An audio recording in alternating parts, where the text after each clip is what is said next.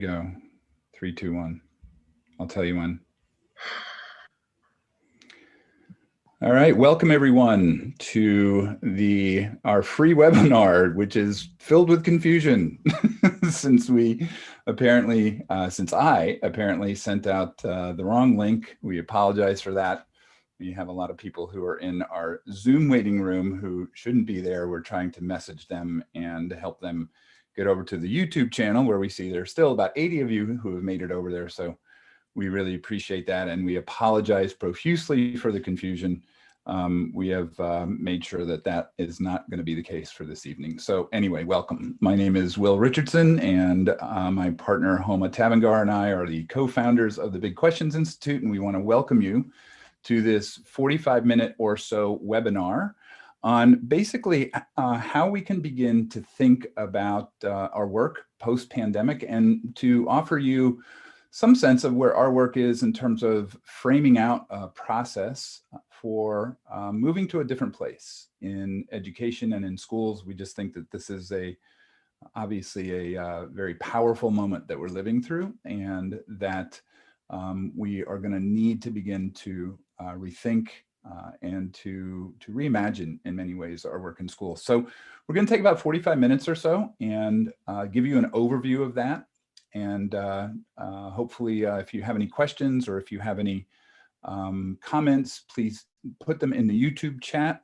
We are watching that, but there's about a 20-second delay or so we may not get to your questions right away, but we'd be happy to answer some at the end of the session as well. So Homa, why don't you say hello while I go here and share my screen, and we can get started.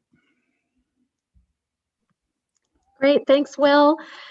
We are really excited to share with you and to launch our vision, a little bit of our vision over the next few minutes of a framework for thinking about post-pandemic school. And it is based on our book about the 9 big questions that schools must answer so they don't go back to normal, because normal wasn't that great to begin with. If you go to bigquestions.institute, our website, we are giving this book away because we want as many people in schools, as many educators and people who care about education to have these conversations, to be asking big questions. So we are very deliberate about sharing the book. And so this is an opportunity to share a little bit of the thinking behind the book.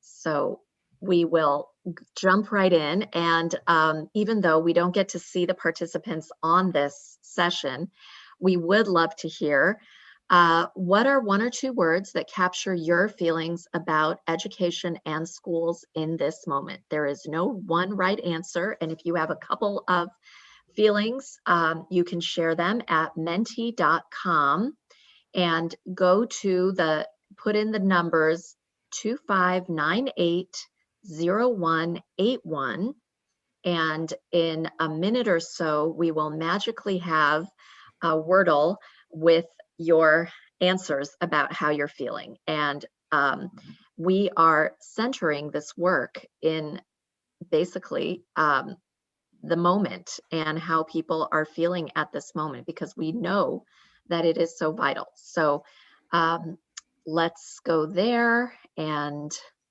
give it about a minute. Yeah, maybe we'll be able to get a chance to take a look at those results at some point, but I think let's just move ahead. Yeah. So, okay.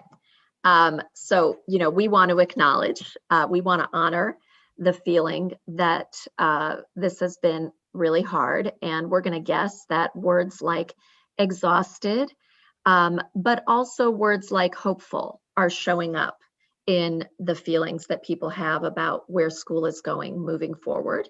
And if that's how you're feeling, you're not alone. There's been a fair amount of research centered around feelings that people have. We think, and Washington Post and others have studied, that exhausted has been sort of the dominant feeling. And if you look at this poll that was recently conducted, 92% of educator respondents basically gave an answer, either I'm drained and exhausted, I'm just about coping, I feel physically and mentally on the brink. Like, this is really hard. And so we don't pretend to be saying, oh, everybody, let's reinvent, let's do something new because we have so much energy. In fact, we know it's the opposite, and we know that our students are suffering as well.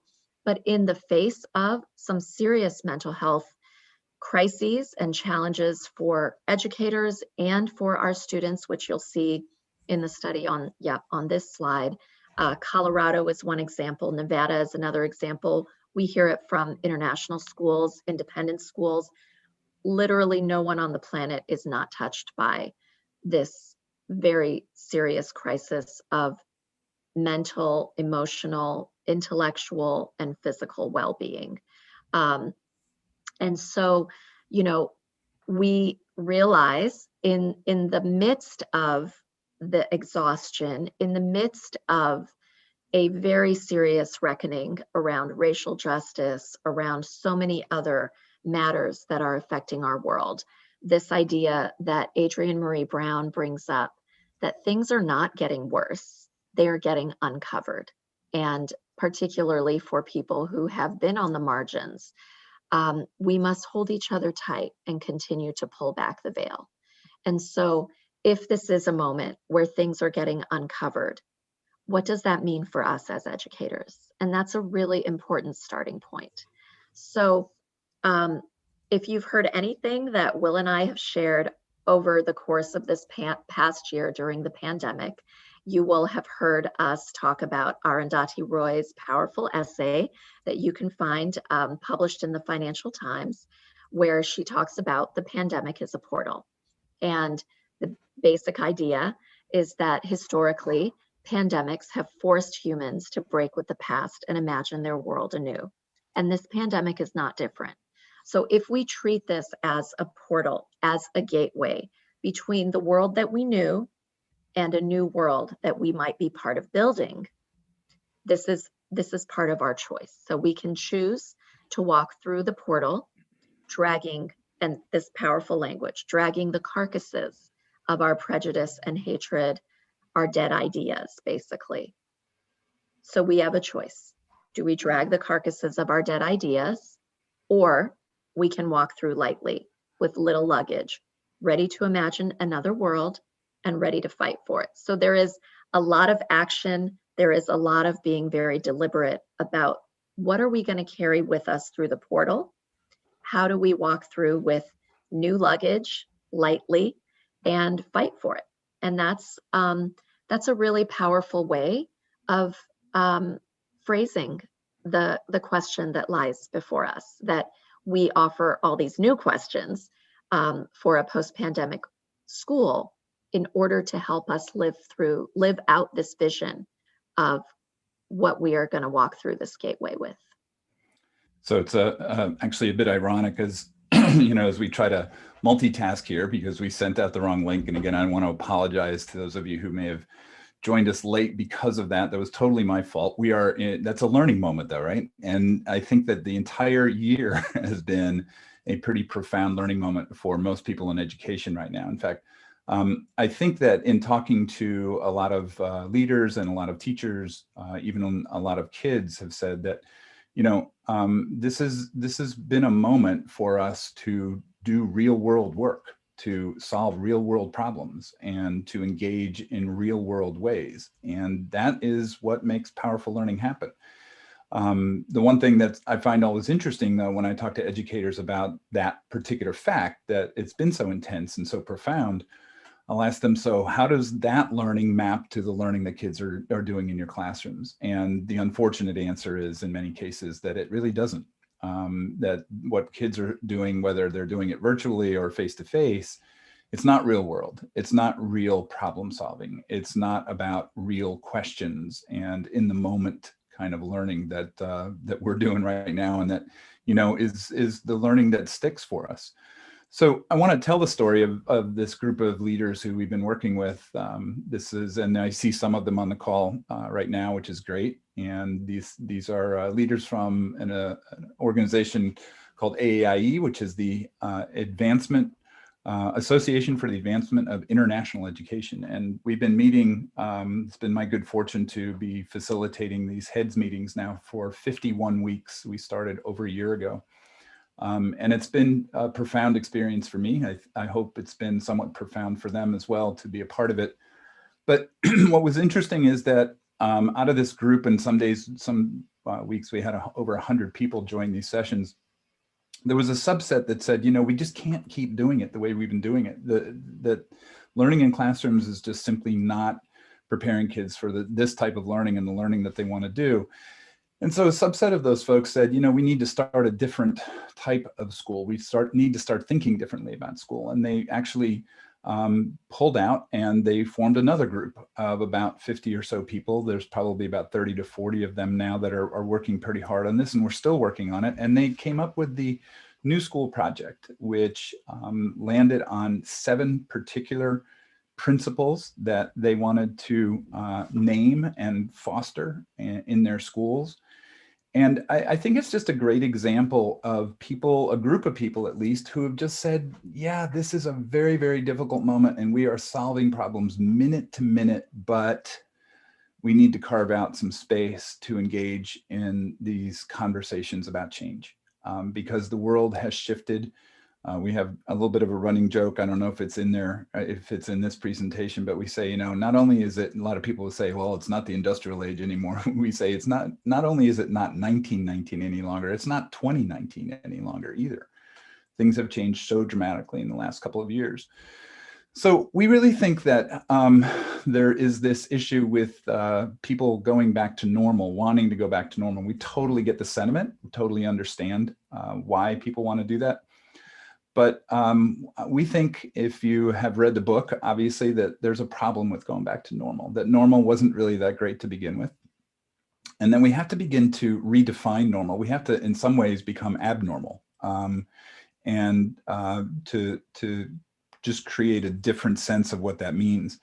The way we get there, I think, is to tell some truths. And so this next part of the presentation is a bit challenging, I would say, but I think that if we want to talk about what normal is in schools, and if we want to talk about that truthfully, then we're going to have to own some realities about what normal looks like in schools on a day-to-day basis. And I'm going to go through these fairly quickly, but there's quite a few of them. And I would love in the chat and YouTube if you want to push back against these, or if you want to add to these.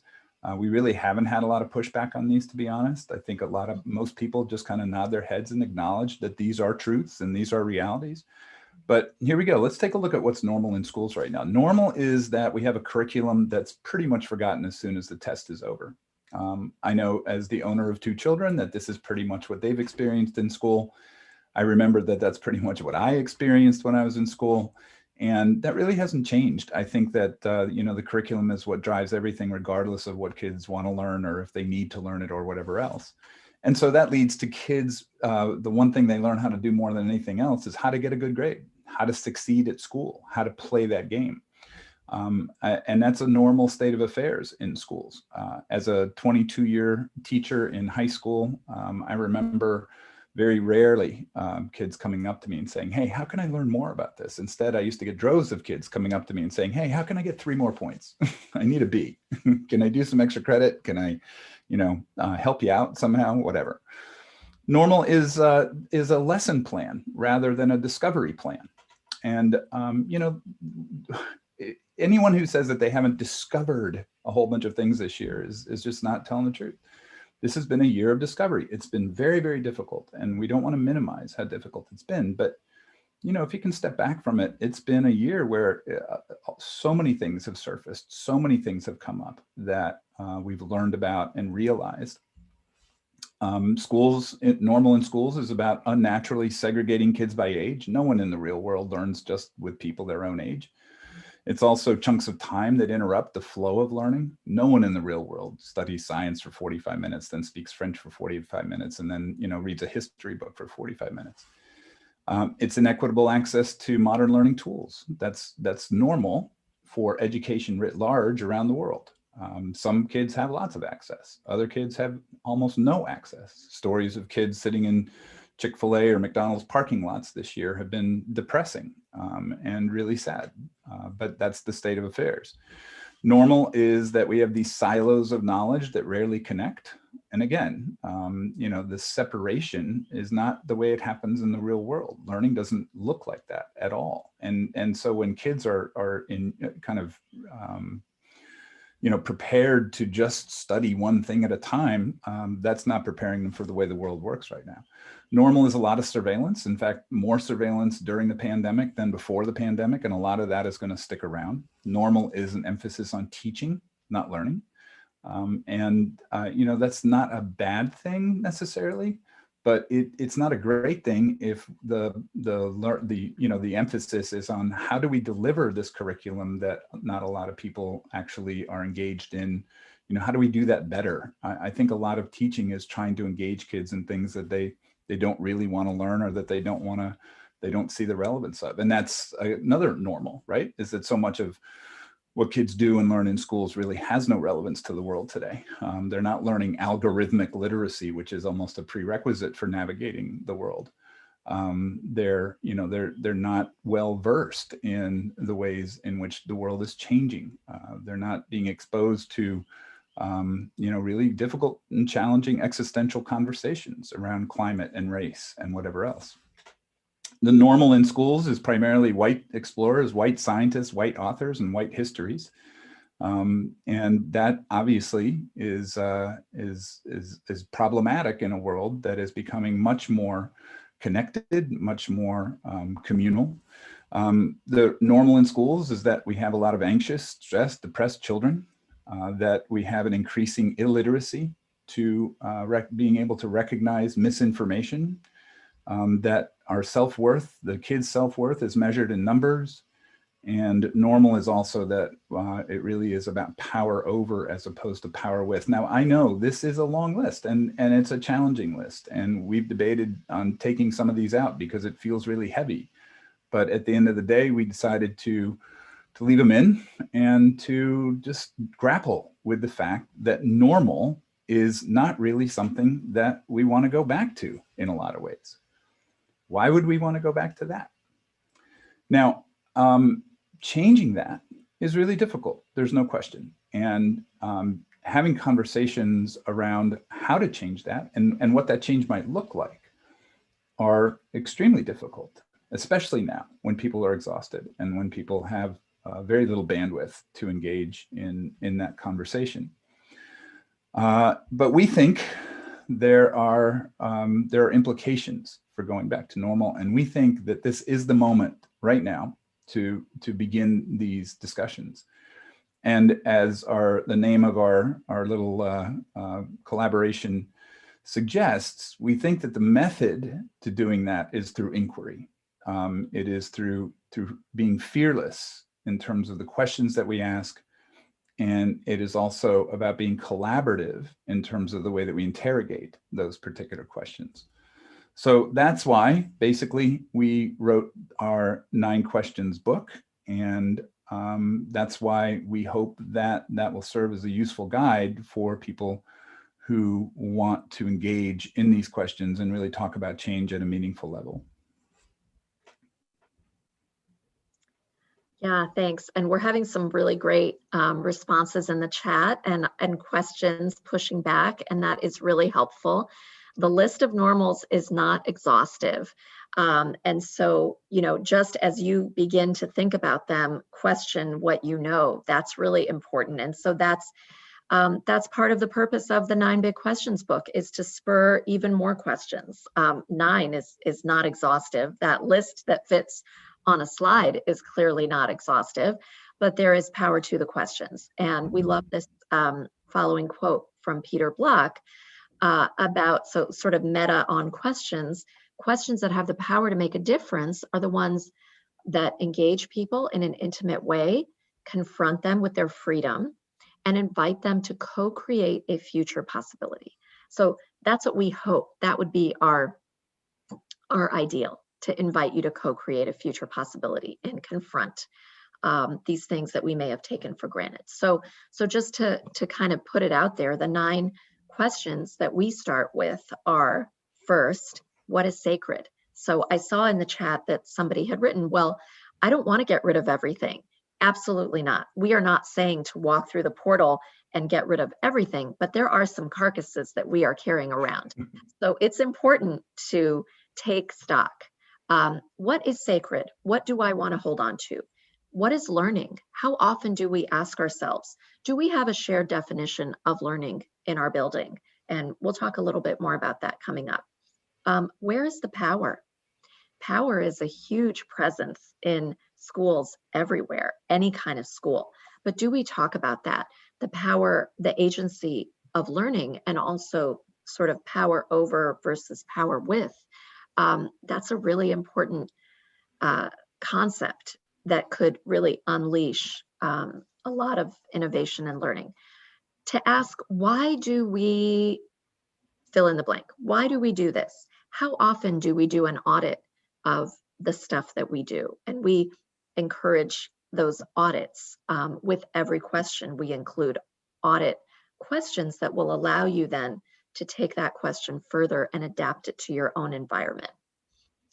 Next, who is unheard? So I saw in the chat there were a couple of points about equity, including gender imbalance is also really important. Who is unheard is a fundamental question that we need to think about at every level of what it takes to run a school, to learn, to do curriculum, hiring, whatever it takes, we need to think about and center this question. Are we literate? So there are new literacies going into this 3rd decade of the 21st century that the old literacies, they're not enough. So we talk about a new 3 R's, but there also are, that we'll get to, but there also are the information, the digital, the global, the racial, the cultural literacy, and particularly the topic that we touch on is with that infodemic that has gotten us into a lot of trouble, not having literacy that's up to date. Are we okay? So if the pandemic has taught us anything, it's that we cannot avoid centering wellness. That is such an important part of the equation for learning. So we need to look at a sort of much more holistic view of wellness. And are we connected? So that goes to, this idea of global connection, global learning doesn't necessarily mean we're connected. We're plugged in. We're more plugged in than we've ever been, but are we really connected? And how much do we think about meaningful connection? And then finally, what's next? So looking to the future, the phrase that we always use has to do with fearless inquiry. And so one thing we really want to kind of lean in on in the Big Questions Institute is developing a disposition of fearless inquiry, thinking about the future, not avoiding it, and having some frameworks that help us think about what's next. So this is a sort of real quick, broad overview of all 9 questions. And one thing that's been really interesting and powerful is to see how sort of immediately educators around the world have started using it. So this is the bulletin board of a school in Texas, where they posted some of our 9 questions. And then at the bottom, what does it mean to be a Trojan? That's their mascot. So it's also really personal at each school. So we were thrilled to see this on a bulletin board in Texas. And then we got a note in our Big Questions Institute community, which everyone's invited to join. You'll get a link if you haven't already to join, where, for example, our friend, head of school, Susan Ballantyne, posted at her school in Kazakhstan that they are having conversations. So I love it. From Texas to Kazakhstan, people are having these conversations spurred by the big questions. And that's what we hope to see. We're not leading with answers. That's why we're leading with the inquiry. So we've been thinking hard about how do we get through, how do we do this? How do we begin to make meaningful, sustainable change that is relevant, is more just, surfaces or focuses on wellness and equity.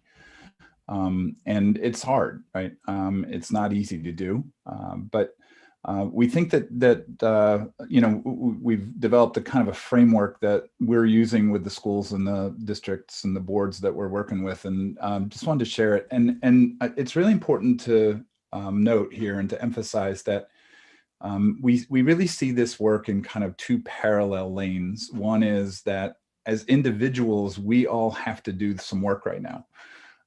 We all have to be willing to put our teacher lives, our educator lives kind of up on the table and to examine them and say, you know, is this the type of educator that I really need to be right now in order to serve my kids, given what's happened and given what we're facing? And the other parallel lane is the institutional kind of interrogation of that as well, right? So we've developed a framework, and this is a little bit wonky, but hopefully the kind of high level will give you a sense of maybe how you can think about doing this in your own school, how you can think about beginning to go down a path where you try to figure out what it's like not to go back to normal and instead move on towards something that might be, again, a little bit more relevant for students right now. We see it as having three actors. We see it as, again, in the individuals that are working in schools and in school communities. We see it also as the institutions around which and for which they work. But we also see an intersection where there is community in this. And we are real believers that communities of practice, communities of doers and of creators are the ways in which we move forward now. We are, I think one thing we've learned in this last year is that we may feel a great deal of isolation, but that isolation is almost now something that you choose. Because it's so easy these days to get connected. I mean, look what we're doing right now. 100 of us from around the world are sharing some space. I know this isn't the most interactive space in the world, right, or that we could have created right now, but just, you know, for the sake of numbers and whatever else, this is the method that we're using right now. But there are lots of places where we can begin to connect and lots of ways that we can begin to share what's happening and to learn from one another. So the two guiding questions in this kind of path toward a new normal, we think, is who are we now? That we need to take stock. We need to ask this question, and we need to, again, be honest about the answers that we give. But then also, what might we become? You know, what could we aspire to right now? And we really believe that there are more opportunities now than there ever have been to think differently about an education, to think differently about the relationships and the interactions between teachers and students, to think differently about the value of school.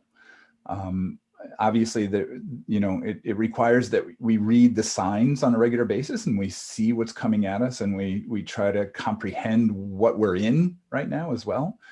But as much as, again, it's been difficult, there's also been this explosion of opportunity. All these different ways that we have learned now that we can create and communicate and connect and collaborate. And it does absolutely require us to think about the implications of that for our schools. So we, again, go through this kind of two different ways. The first is on this individual side, right? We need to really examine our purpose, and we do that through truth-telling, and we do it through interrogating our practice. You know, again, what about our practice do we want to carry with us? What about our practice do we want to leave behind? I think there's, you know, if we're honest about it, there are some things that probably are not serving our kids that we're doing in schools. And especially as they comport to our deepest values, commitments, and beliefs around how kids learn and the ways in which we can support learning. That's going to require us then, when we get to the what might we become question, to redefine our roles and to really create a different kind of description or identity in terms of who we are as educators. I think we'd all agree that, you know, we're not saying that it's not important to have content knowledge, but that's not the most important thing that we bring into the classroom any longer. Content knowledge is everywhere. Teachers, in fact, are everywhere. So what is our different value? What is our different role as we think about what we could become? Institutionally, it's about, you know, are we relevant? And again, to tell some truths around that and to look at our narratives, look at the stories that we tell. This is always one of the most interesting audits that we have people do. And that is to say, okay, so, you know, ask a stranger to come in and just observe. And obviously this was a little bit before the pandemic, but even when we come back, or even if online, just what do you do? What are the stories that you are living? And what do those stories suggest about your deepest values, commitments, and beliefs to children? I think there's some dissonance in what we say and what we do. And it's important for us to, again, interrogate, you know, what those look like. When we ask who we might become, well, yeah, let's reinvent it. Let's reimagine it. And again, in this portal moment, we think it's important that we're willing to at least talk about taking everything that we currently do, putting it on the table and really pulling it apart and asking, do we want to continue to do this? Do we want to continue separating kids by age groups? Do we want to continue siloing out top subjects? I mean, those are hard things to change. I get it. But if we can't justify doing them in the context of, you know, what we believe kids need to be able to do and how they learn, then we should really work to shed those practices and to move forward in a different way. So we surround all that with, like I said, fearless inquiry for ourselves and for our institutions, personal growth for ourselves and cultural change for the institutions in which we work. But all of it is just continuous learning. This never ends. This learning that we're doing right now will never end, should never end. And as, again, we kind of look at the world that is coming at us, it's not going to be, you know, this idea of a new normal, we think is more of a no normal, at least in the short term. And if we're, you know, we're not going to wake up one morning and go, okay, we figured it out. Let's check that box. And now we can just, like, you know, coast for a while. No, that's not the case. It's going to be constant learning.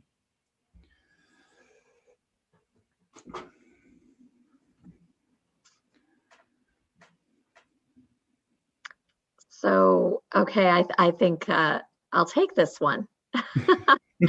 So I mentioned earlier that, you know, we have these sort of time-worn old 3 R's of our sort of assembly line, factory model, industrial era education. And of course, we need reading, writing, and arithmetic, of course, but clearly that's not enough anymore. And so right now, especially to lead in education, especially at this moment in time, we keep sort of being reinforced that there are these 3 R's that we need to center this work in. And the framework that Will talked about is centered in those 3 R's. And they are simply, first, to reflect.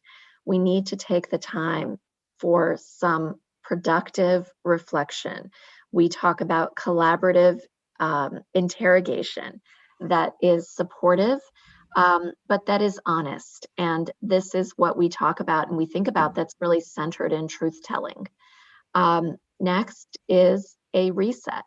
This is our chance for a reset, to rethink and reset what we carry through the portal. The questions can help us think about what to reset and how and why. What is our why for doing that reset? And then finally, reinvent.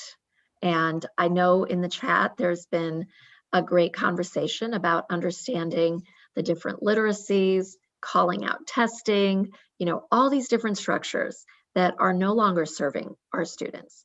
It really requires us to reinvent, to transform, to imagine, and unlock and unleash some of the ideas that we may be storing. What if we could do that? And so there is this reinvention of school from the institutional side, and on that individual side, as Will talked about, is this kind of redefining our own purpose and how we are going to take action around all of that. And so these three become then part of what we are doing all kinds of design work with educators and schools on. And it's been actually, it's exciting to see because it's all really building up how these 3 R's are starting to live at schools and with leaders and practitioners, educators. So from there, let's take a little look at a couple of our questions and do a little bit of a deeper dive on those.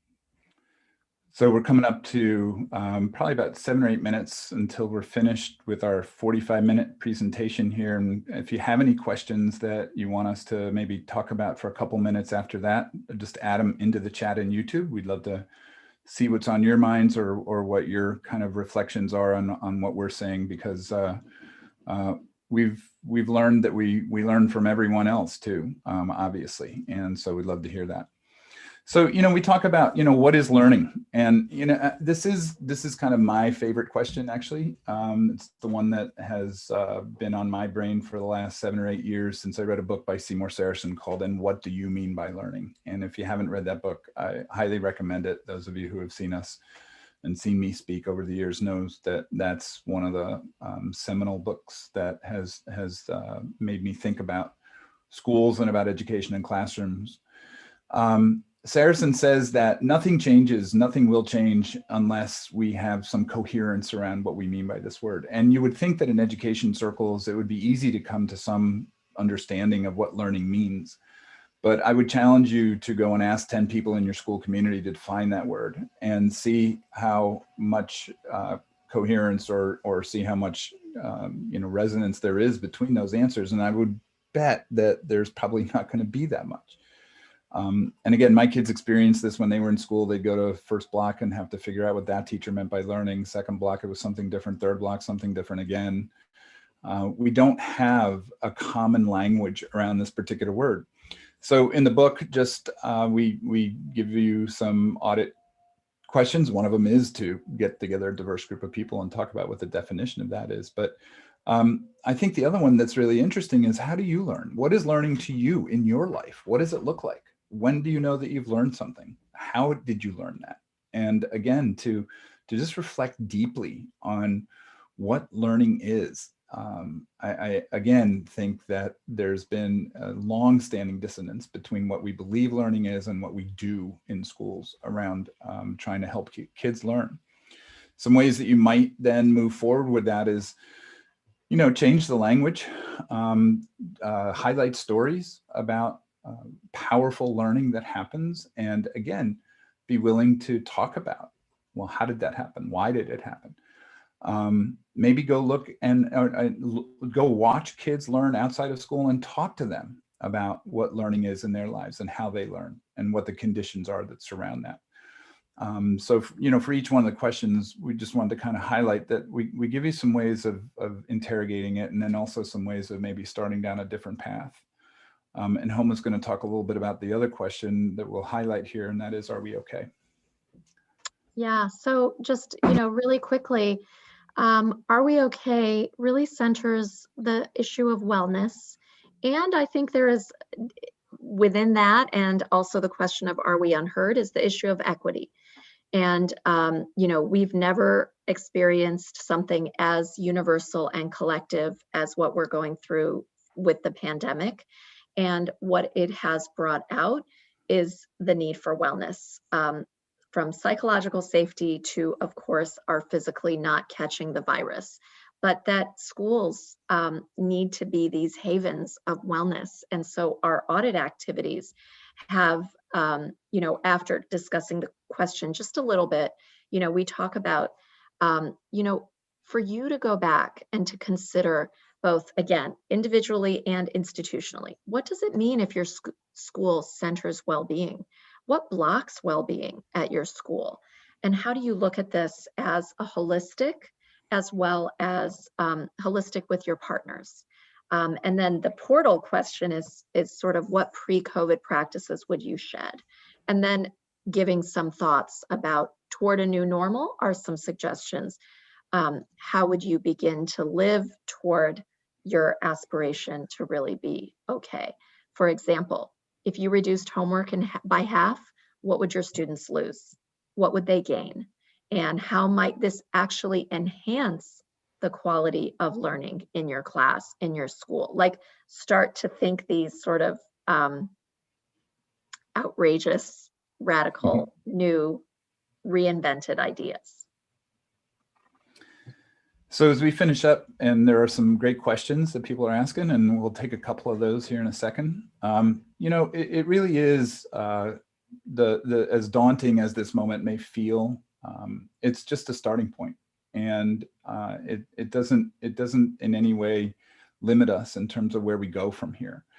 And as we move forward, you know, I said this before, but we believe deeply in the importance of community in this moment. Not just physical space communities, but online virtual communities as well.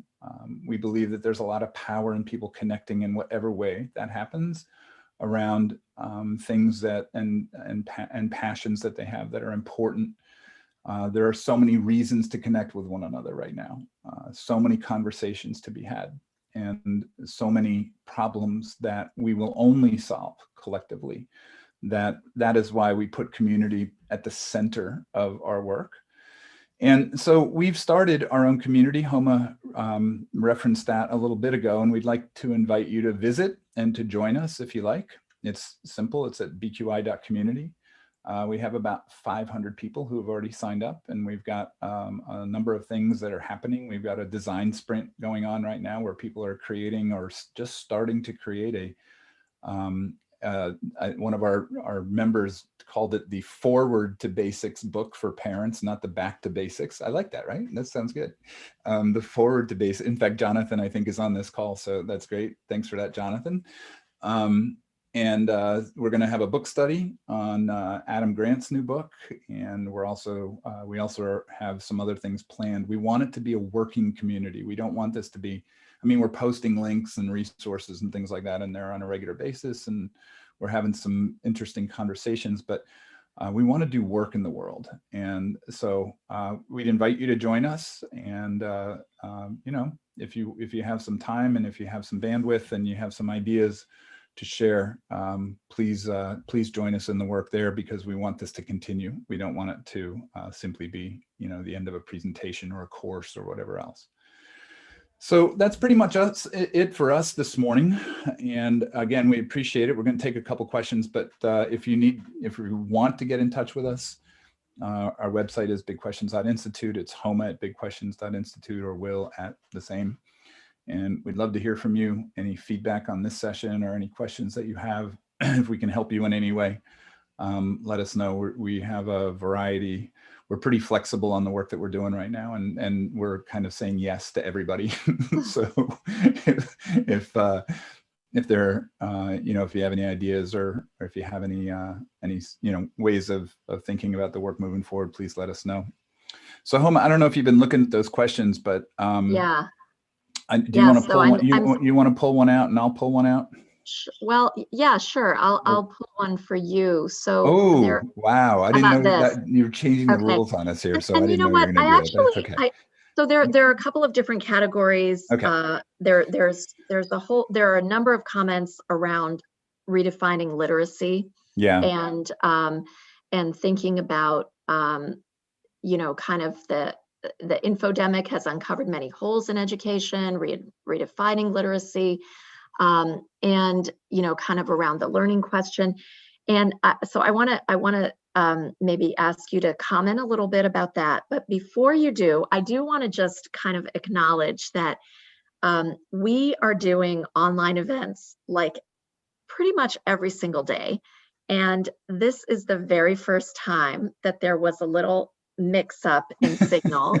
And we keep messaging that several dozen people that are still on the wrong link, and we keep telling them move over here, and you kind of were hard on yourself at the outside of this. And I just want to say, as a friend, and I think, you know, this is where everybody, you know, once in a while you might send out the wrong link, you might you know, Do I have the to, do I thing, have to you may not twirl? be perfect Do in I this. have to twirl in my seat? I mean, that's what people who are muted on Zoom now have to do. They have to like spin around. So here, I'll spin around Okay, spin around.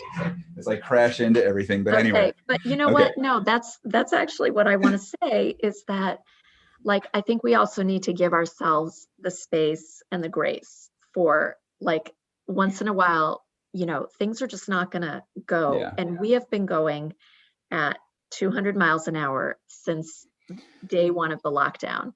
And so, you know, it just kind of to model kind of our own learning process, and that it's just been a lot. It's been a lot. So I just want to say thank you, because you do all the back end work. And between the two of us, we have no one else that supports this operation. And you do so much. So I Well, just thank want you to for say that. that Appreciate that. appreciation. Yeah. Yeah. And it's It'll just, work. it's a lot. It'll work for the 7 p.m. session. I It's promise. a lot.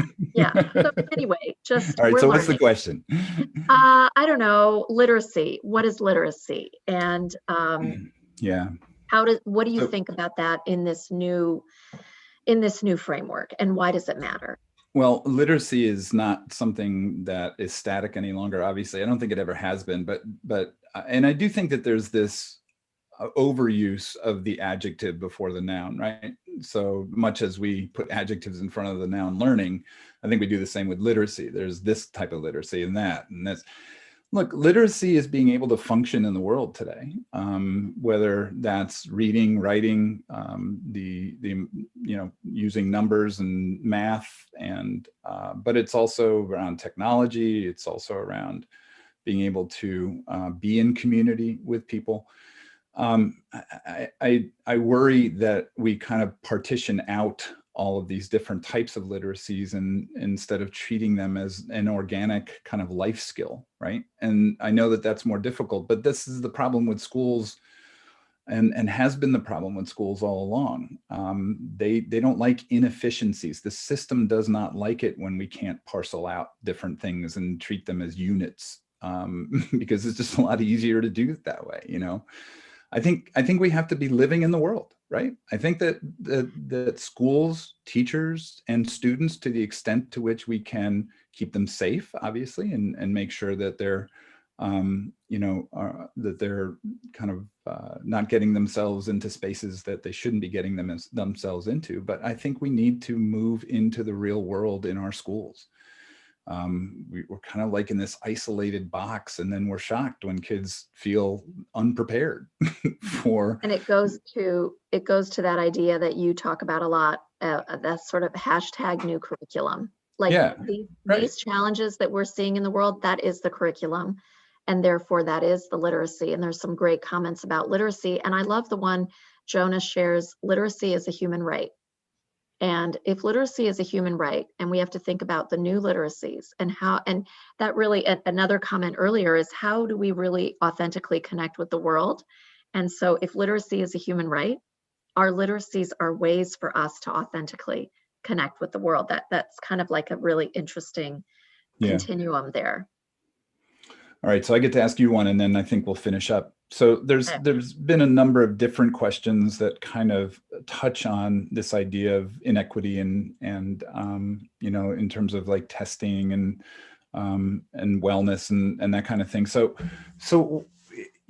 I think you would agree that this year has surfaced a lot of that, that we are probably not as okay, or not as equitable, or not doing enough work around this, that we should be, or that we need to be. So, I mean, what are some first steps that you'd suggest in terms of let's say specifically the equity conversation, in terms of schools beginning to unpack and then make some decisions about how to move forward?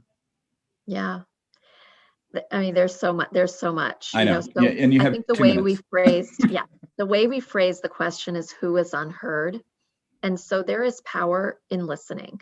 There is power in hearing what are actual stories, what is actually going on. And I know that a lot of schools may immediately, commission some studies, commission outside people, experts to come in. That's powerful, but it is almost postponing the inevitable conversations, the inevitable learning. And sort of that framework that we have is it's individual and it's institutional. So I think there is a lot of work that has to be done individually on wellness, on equity, on all of these, like really being honest with ourselves. And, you know, we had this reckoning over the summer where after the murder of George Floyd, all these Instagram accounts came out from public schools, private, independent schools in the US, international schools. They were full of student stories. They were full of data. Look at those accounts and read the actual experiences that students are having and be honest about those. And what might you do? And start to, you know, maybe it is reading a particular book, but then how do you take action? So I think that this, one of the elements in the model is truth telling. And I think that it begins with really sincere listening, and then honesty and truth telling, to kind of uncover what's really going on. Well, thanks for watching, everyone. Really appreciate it. We apologize again for the little mix up at the beginning. If you have nothing to do at 7:30 this evening on CBS Sports Network, 7:30 this evening on CBS Sports Network, you can watch my kid play basketball as he tries to navigate his way into March Madness for the second time. So I had to put that plug in. I'm wearing my Colgate basketball t-shirt here, you know, because it is game day. And since we're getting a little silly at the end of this session, but anyway, thanks so much, everyone, for coming. So Sincerely 7 o'clock 7 o'clock Eastern is the repeat of this one, and it will go much more smoothly than this one did. Yeah, it's not really a repeat because everything is true. fresh It's and all new iterative. and improvised. We'll have new slides by 7 o'clock, I'm sure. The world will have changed by 7 p.m. tonight.